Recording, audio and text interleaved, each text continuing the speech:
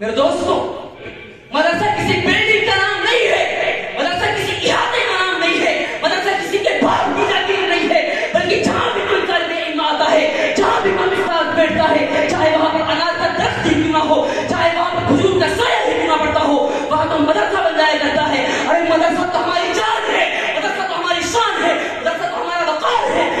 وَبِهِ نَسْتَعِينُ أَمَّا بَعْدُ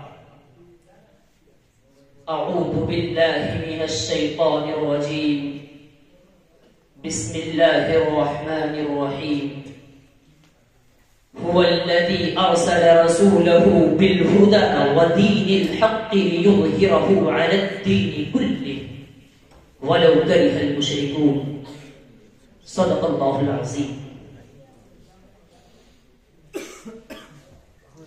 سامعین ذی وقار،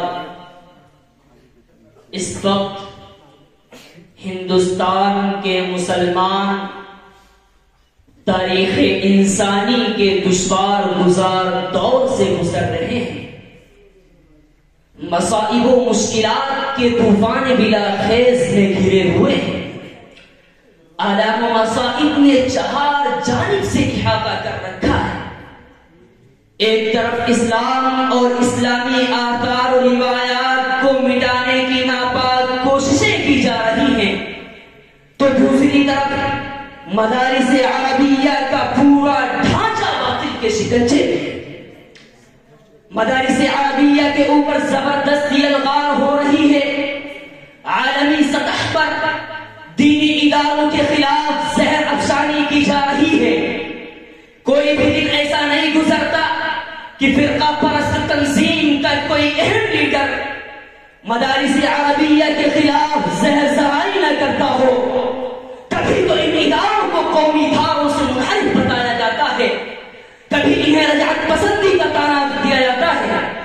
غرض تو یہ ہے کہ یہ باطل طاقتیں مدارس کے خلاف کھل کر سامنے آ گئی ہیں، اور اب یہ فرقہ پرست طاقتیں سر چڑھ کر بول رہی ہیں۔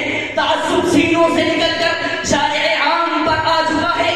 آر ایس ایس نے آج پورے ملک کے اندر تعصب و عناد کا جال بچھا دیا ہے۔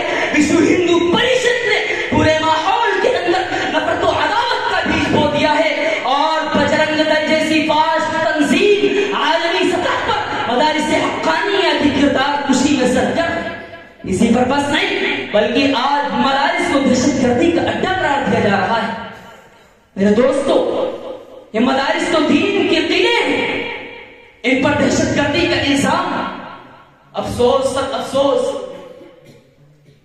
مدارس تو اس قابل تھے کہ انہیں سینوں سے لگایا جاتا، انہیں پلکوں پر بٹھایا جاتا، ان کی تعمیر و ترقی میں ہر طرح کا تعاون کیا جاتا، انہیں سرسبز و شاداب رکھنے میں ہر طرح کی تن من دھن کی بات لگا دی جاتی، کیونکہ یہی تو مدارس ہیں کہ جن کی دولت سے جنم لینے والے علماء کرام کی قربانیوں کے نتیجے میں ملک ہندوستان آزاد ہوا تھا۔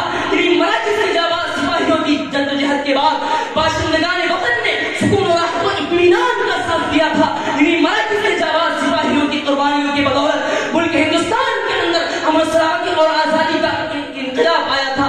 انہیں خانقاہوں کے اندر اللہ اللہ کی صدائیں بلند کرنے والے بزرگوں کی دعاؤں کے طفیل انگریزوں سے رہائی کو چھٹکارا نصیب ہوا تھا، لیکن آج انہیں مدارس میں اس بات کرنے کی کوشش کی جاتی ہے۔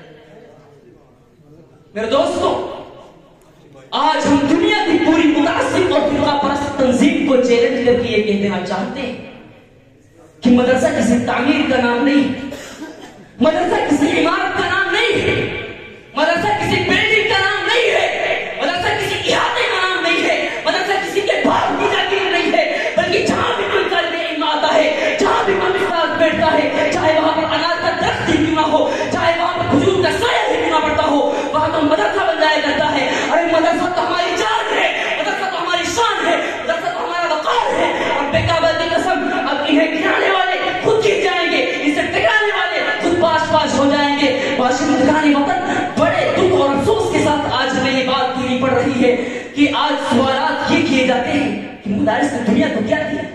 کیا سوال درست ہے؟ میں تو کہتا ہوں کہ سوال قطعاً درست نہیں، بلکہ میں تو یہ کہتا ہوں کہ سائل کو سوال کرنا ہی نہیں آتا۔ اگر اس کمبخت و مردود و ملعون و بدتمیز کو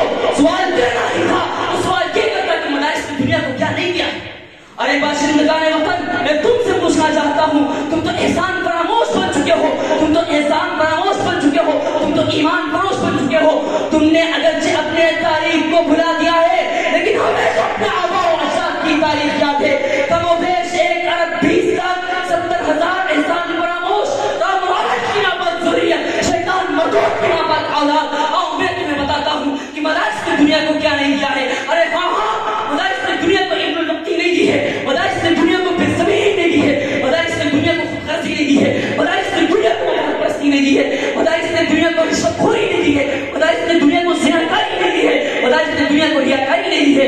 اے ہندوستان، میں تجھ سے پوچھنا چاہتا ہوں کہ جب تو انگریزوں کی جھوٹیوں کے تلے دبا ہوا تھا، جب تو انگریزوں کی جھوٹیوں کو چاٹا کرتا تھا، تو انگریزوں کی جھوٹیوں سے اٹھا کر تجھے اقتدار پر کس نے بٹھایا تھا؟ جب تو غلامی کی زندگیوں کے اندر جگڑا ہوا تھا، تو غلامی کے پرندے سے پرواز کرنا تجھے کس نے سکھایا تھا؟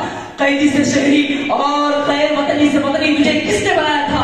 آج ہم سے ہمارے کارنامے اور ہماری داستانیں معلوم کرنے والوں، میں تمہیں کیا بتاؤں، کہاں تک بتاؤں؟ اگر تم سے ہو سکے تو ہماری داستان افریقہ کے ٹکٹ کے بلدانوں سے پوچھو، اگر تم سے ہو سکے تو ہماری داستان بالاکوٹ کی پہاڑیوں سے پوچھو، اگر تم سے ہو سکے تو ہماری داستان شملی کے میدان سے پوچھو، اگر تم سے ہو سکے تو ہماری داستان عدالت کے کٹہروں سے پوچھو، اگر تم سے ہو سکے تو ہماری داستان کالے پانی سے پوچھو، اگر تم سے ہو سکے تو ہماری داستان پھانسی کے پھندوں سے پوچھو، اگر تم سے ہو سکے تو ہماری داستان ان تمام تاریخی جگہوں سے پوچھو.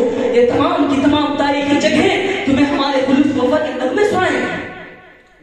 آج کثرت پر اترانے والوں، اقتدار پر گھمنڈ کرنے والوں، تمہاری یہ حکومت انگریز کی حکومت سے طاقتور نہیں ہے.